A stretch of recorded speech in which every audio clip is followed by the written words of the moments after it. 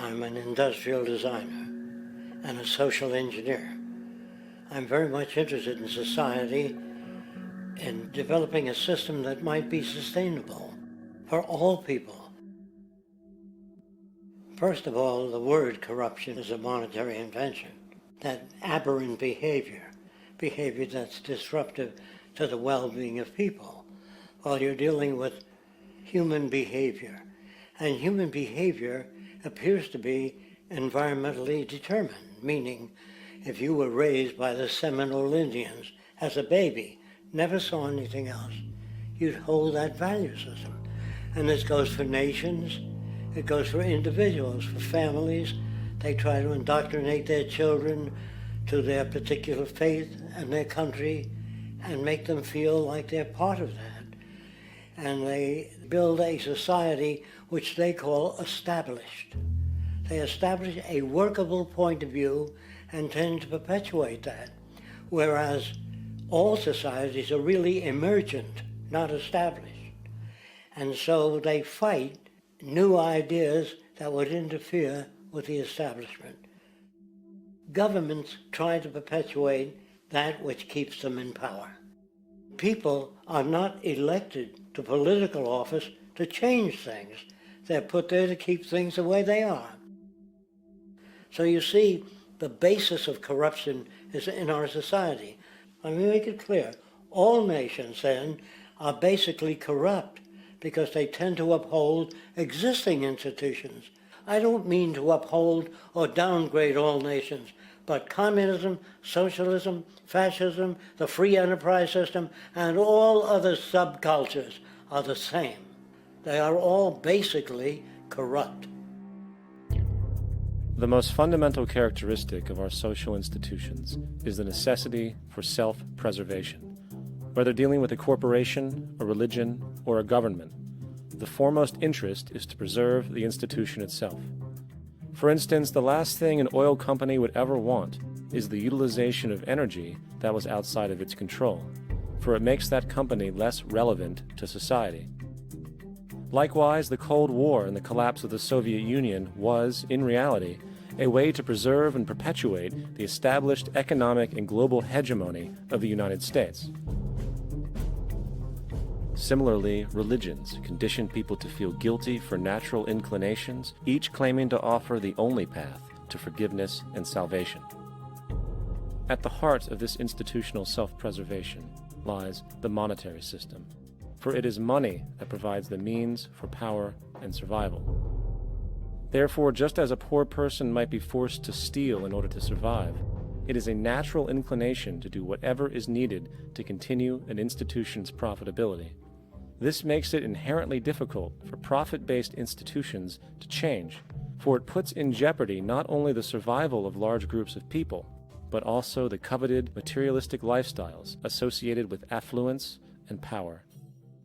Therefore, the paralyzing necessity to preserve an institution, regardless of its social relevance, is largely rooted in the need for money or profit.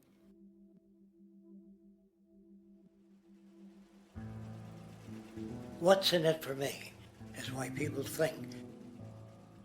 And so if a man makes money selling a certain product, naturally he's going to fight the existence of another product that may threaten his institution.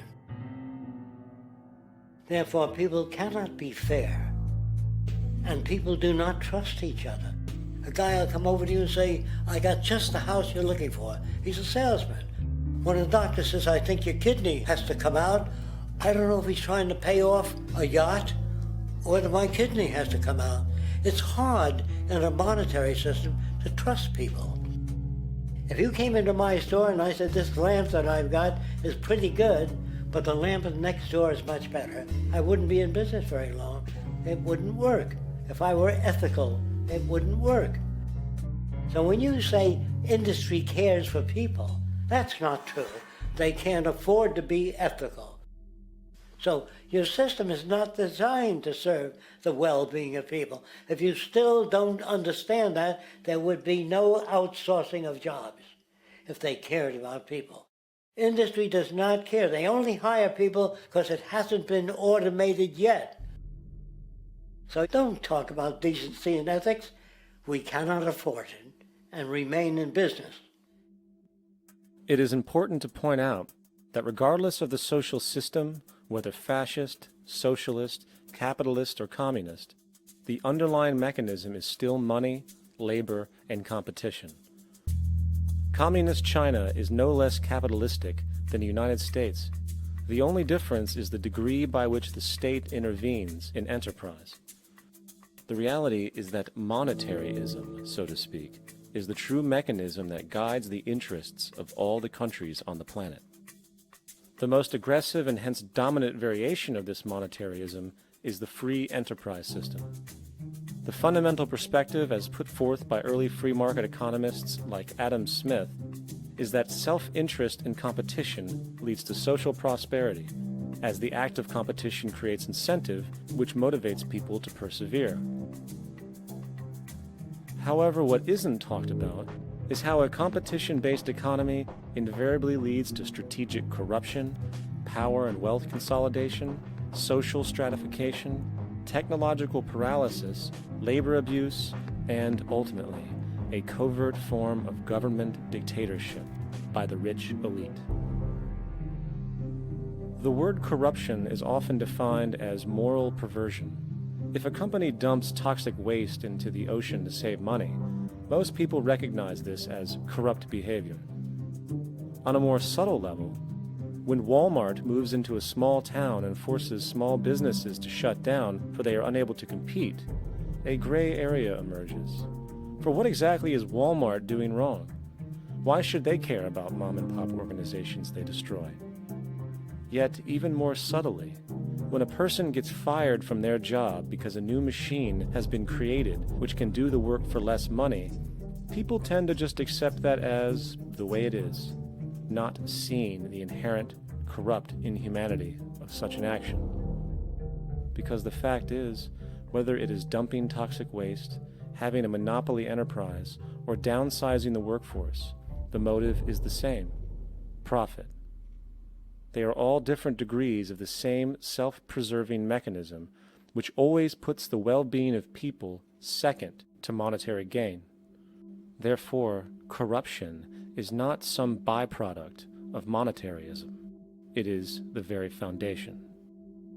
And while most people acknowledge this tendency on one level or another, the majority remains naive as to the broad ramifications of having such a selfish mechanism as the guiding mentality in society.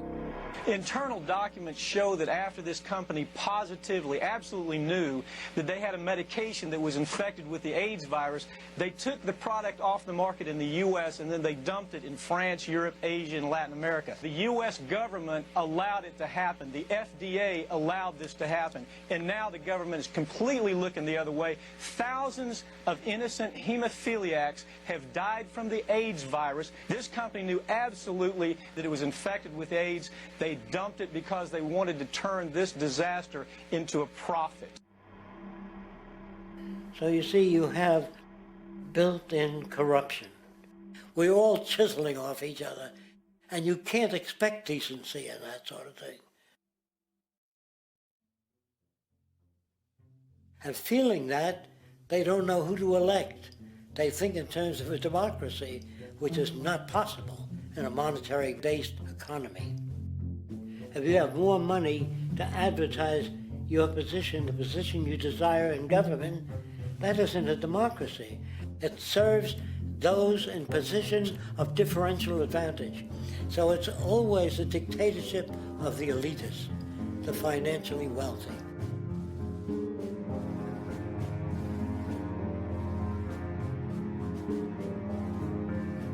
It is an interesting observation to note how seemingly unknown personalities magically appear on the scene as presidential candidates.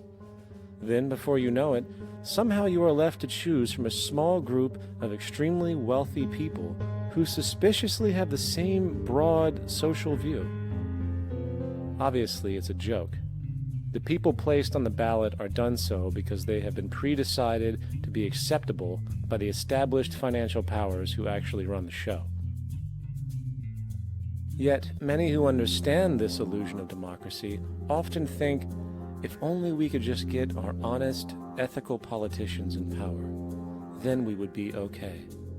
Well, while this idea, of course, seems reasonable in our established, oriented worldview, it is, unfortunately, another fallacy. For when it really comes down to what is actually important, the institution of politics, and thus politicians themselves, have absolutely no true relevance as to what makes our world and society function. It's not politicians that can solve problems. They have no technical capabilities. They don't know how to solve problems. Even if they were sincere, they don't know how to solve problems. It's the technicians that produce the desalination plants. It's the technicians that give you electricity, that give you motor vehicles, that heat your house and cool it in the summertime. It's technology that solves problems, not politics. Politics cannot solve problems because they're not trained to do so. Very few people today stop and consider what it is that actually improves their lives. Is it money? Obviously not. One cannot eat money or stuff money into their car to get it to run. Is it politics? All politicians can do is create laws, establish budgets, and declare war. Is it religion? Of course not. Religion creates nothing except intangible emotional solace for those who require it. The true gift that we as human beings have, which has been solely responsible for everything that has improved our lives, is technology. What is technology? Technology is a pencil which allows one to solidify ideas on paper for communication. Technology is an automobile which allows one to travel faster than feet would allow. Technology is a pair of eyeglasses which enables sight for those who need it. Applied technology itself is merely an extension of human attributes which reduces human effort, freeing humans from a particular chore or problem. Imagine what your life would be like today without a telephone, or an oven, or a computer, or an airplane. Everything in your home, which you take for granted, from a doorbell, to a table, to a dishwasher, is technology generated from the creative, scientific ingenuity of human technicians, not money, politics, or religion. These are false institutions. And writing your congressman is fantastic. They tell you to write your congressman if you want something done. The men in Washington should be at the forefront of technology, the forefront of human studies, the forefront of crime, all the factors that shape human behavior. You don't have to write your congressman. What kind of people are they that are appointed to do that job? The future will have great difficulty. And the question that's raised by politicians is, how much will a project cost? The question is not how much will it cost. Do we have the resources? And we have the resources today to house everyone, build hospitals all over the world, build schools all over the world, the finest equipment and labs for teaching and doing medical research. So you see, we have all that, but we're in a monetary system. And in a monetary system, there's profit. And what is the fundamental mechanism that drives the profit system besides self-interest? What is it exactly that maintains that competitive edge at its core?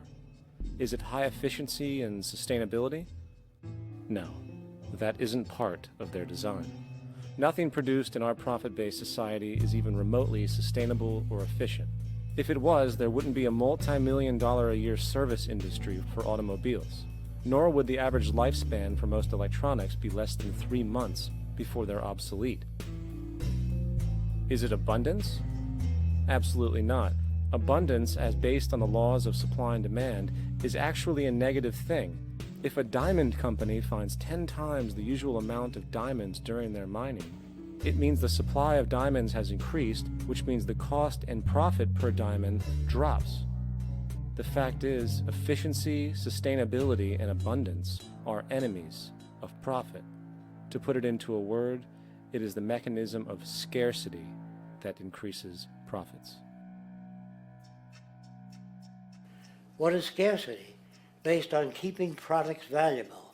Slowing up production on oil raises the price. Maintaining scarcity of diamonds keeps the price high. They burn diamonds at the Kimberley diamond mines. They made a carbon that keeps the price up. So then, what does it mean for society when scarcity, either produced naturally or through manipulation, is a beneficial condition for industry? It means that sustainability and abundance will never ever occur in a profit system, for it simply goes against the very nature of the structure. Therefore, it is impossible to have a world without war or poverty. It is impossible to continually advance technology to its most efficient and productive states. And, most dramatically, it is impossible to expect human beings to behave in truly ethical or decent ways.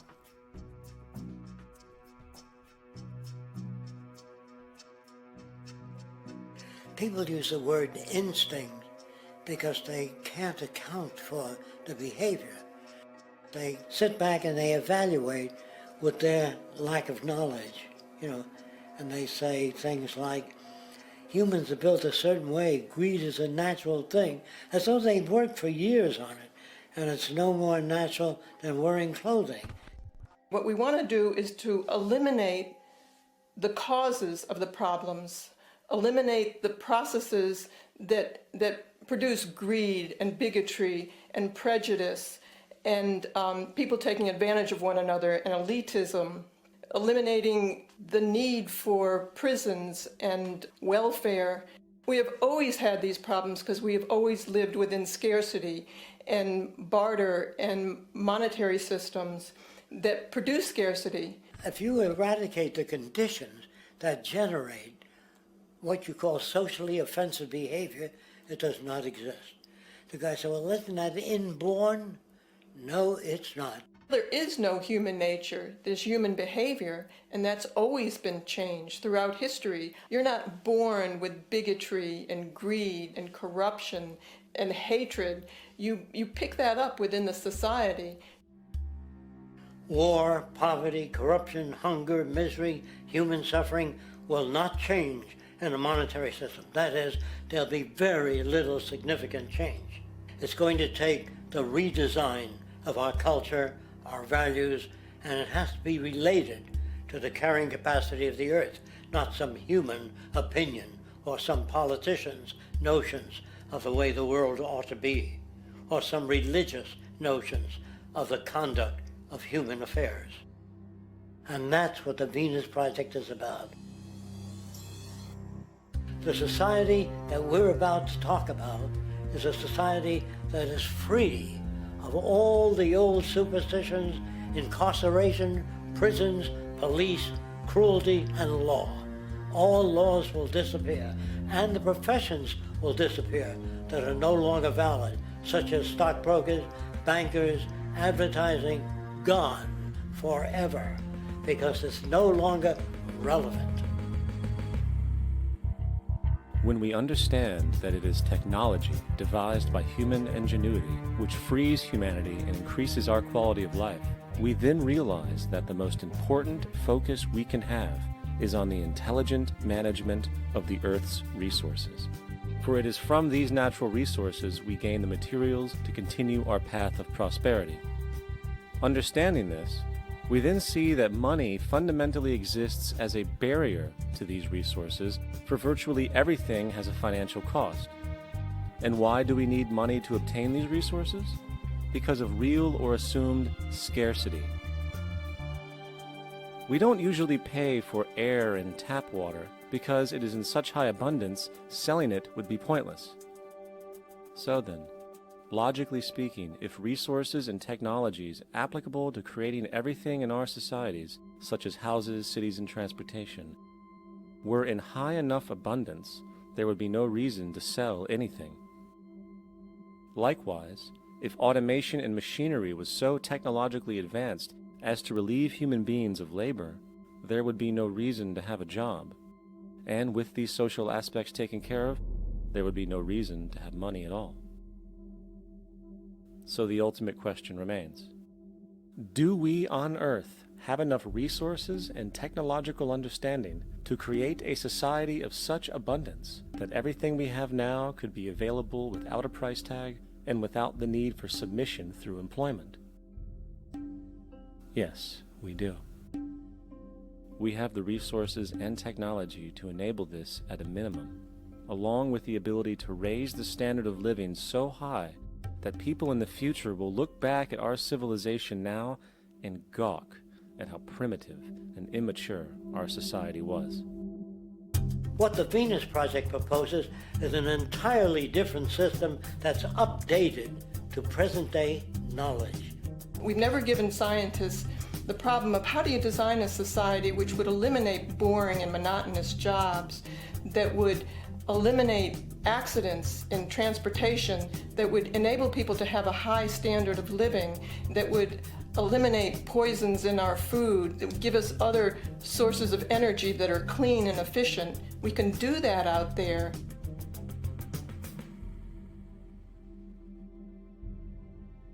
The major difference between a resource-based economy and a monetary system is that a resource-based economy is really concerned with people and their well-being, where a monetary system has become so distorted that the concerns of the people are really secondary, if they're there at all. The products that are turned out are for how much money you can get. If there is a problem in society and you can't earn money from solving that problem, then it won't be done. The resource-based economy is really not close to anything that's been tried. And with all our technology today, we can create abundance. It could be used to improve everyone's lifestyle. Abundance all over the world if we use our technology wisely and maintain the environment. It's a very different system, and it's very hard to talk about because the public is not that well enough informed as to the state of technology.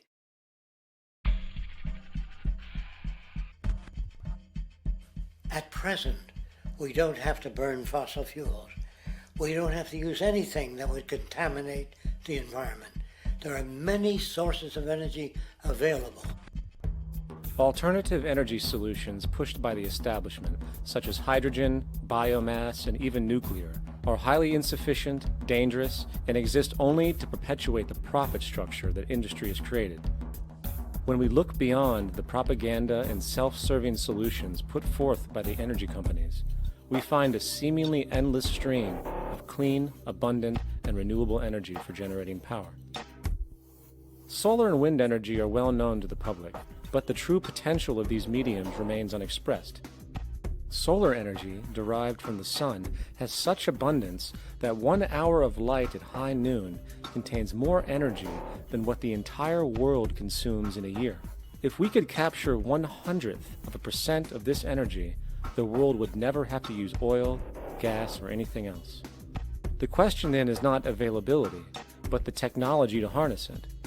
And there are many advanced mediums today which could accomplish just that, if they were not hindered by the need to compete for market share with the established energy power structures. Then there's wind energy. Wind energy has long been denounced as weak, and due to being location-driven, impractical. This is simply not true. The U.S. Department of Energy admitted in 2007 that if wind was fully harvested in just 3 of America's 50 states, it could power the entire nation. And then there are the rather unknown mediums of tidal and wave power. Tidal power is derived from tidal shifts in the ocean. Installing turbines which capture this movement generates energy. In the United Kingdom, 42 sites are currently noted as available, forecasting that 34% of all the UK's energy could come from tidal power alone.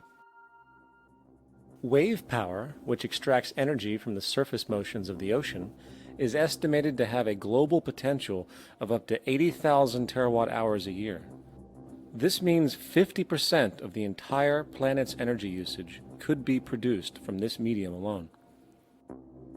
Now, it is important to point out that tidal, wave, solar, and wind power requires virtually no preliminary energy to harness, unlike coal, oil, gas, biomass, hydrogen, and all the others. In combination, these 4 mediums alone if efficiently harnessed through technology, could power the world forever. That being said, there happens to be another form of clean, renewable energy which trumps them all: geothermal power. Geothermal energy utilizes what is called heat mining, which, through a simple process using water, is able to generate massive amounts of clean energy.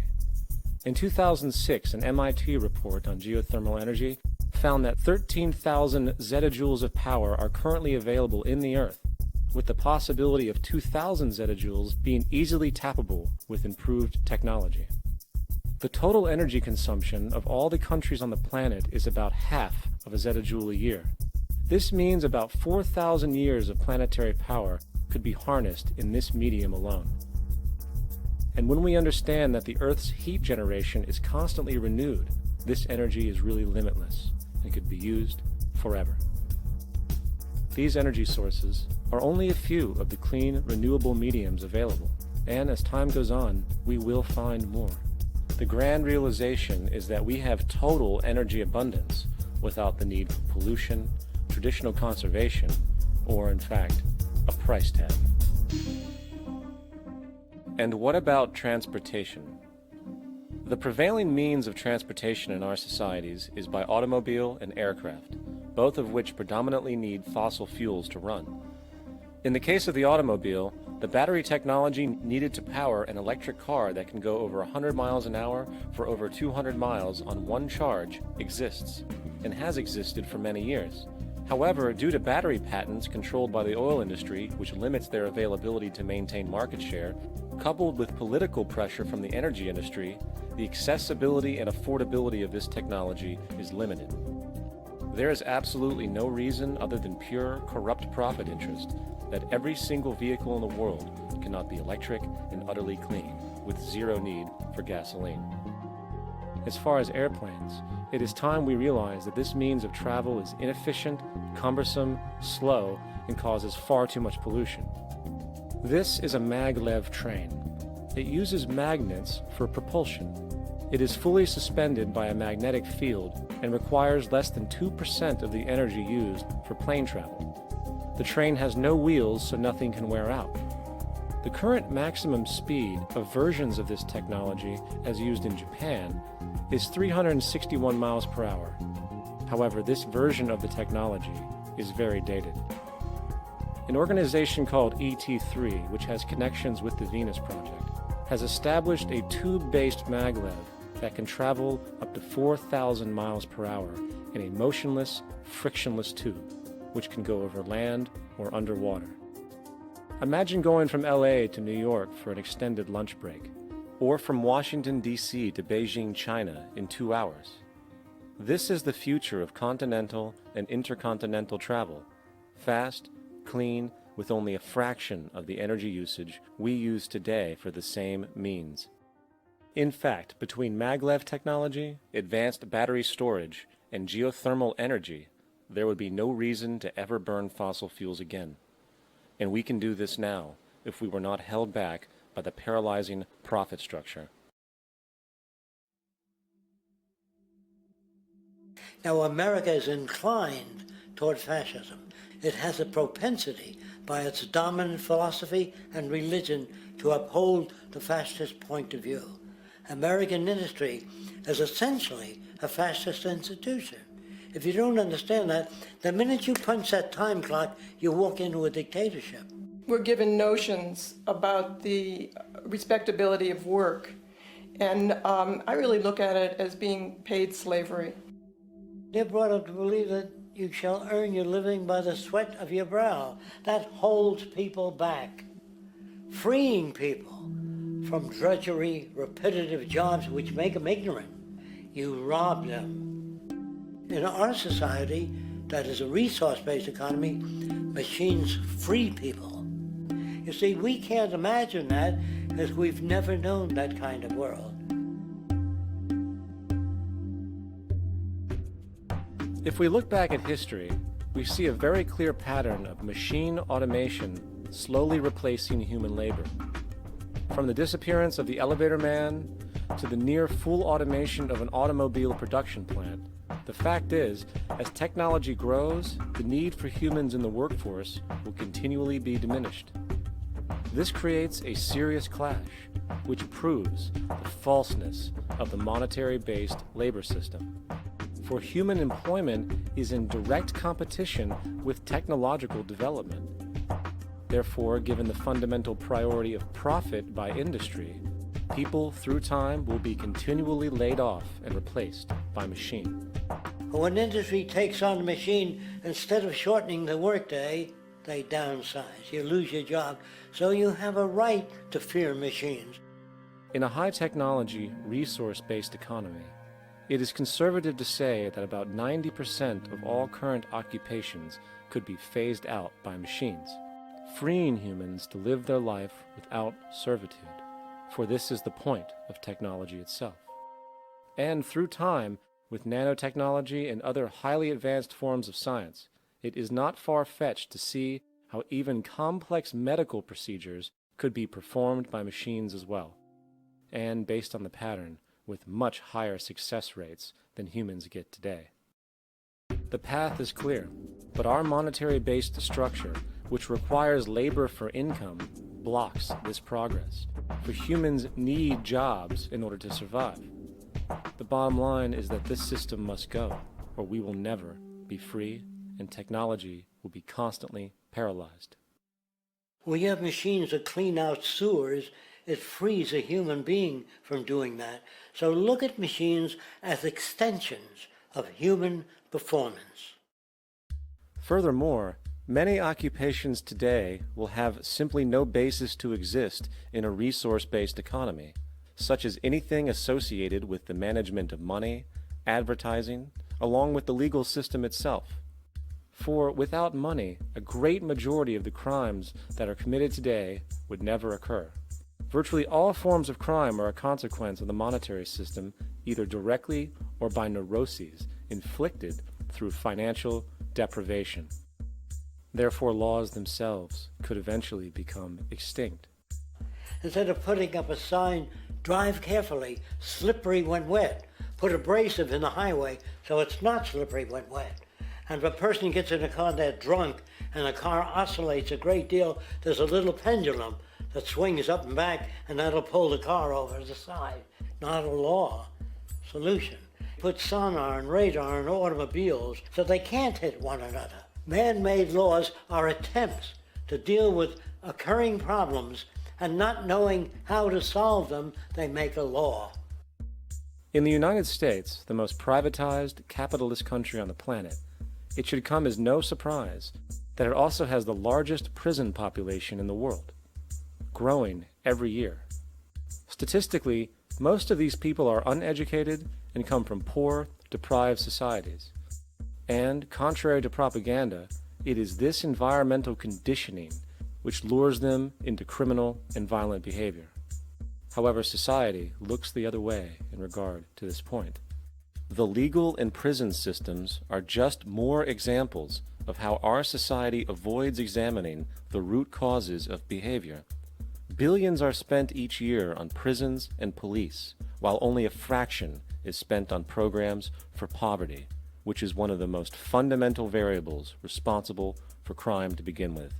And as long as we have an economic system which prefers and in fact creates scarcity and deprivation, crime will never go away.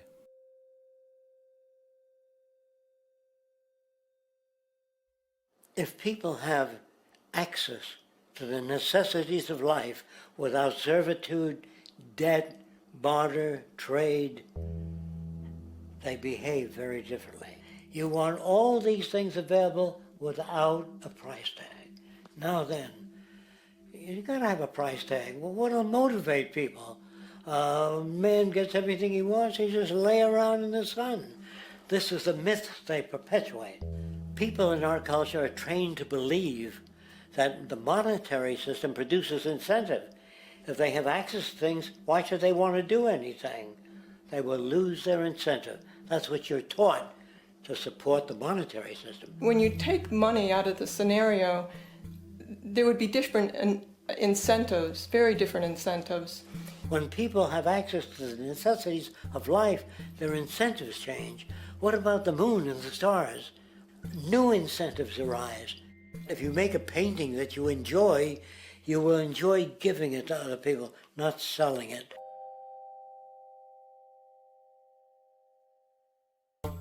I think most of the education that I've seen today is essentially producing a person for a job. It's very specialized. They're not generalists. People don't know a lot about a lot of different subjects. I don't think you could get people to go to war if they knew a lot about a lot of things. I think education is mostly rote, and they're not taught how to solve problems. They're not given the tools emotionally or within their own field of how to do critical thinking.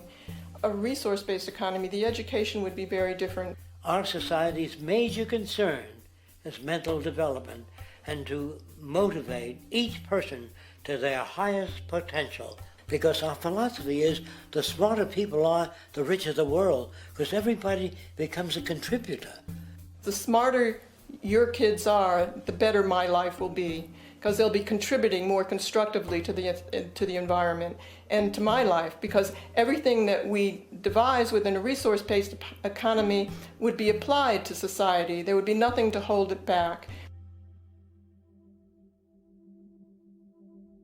Patriotism, weapons, armies, navies, all that is a sign that we're not civilized yet.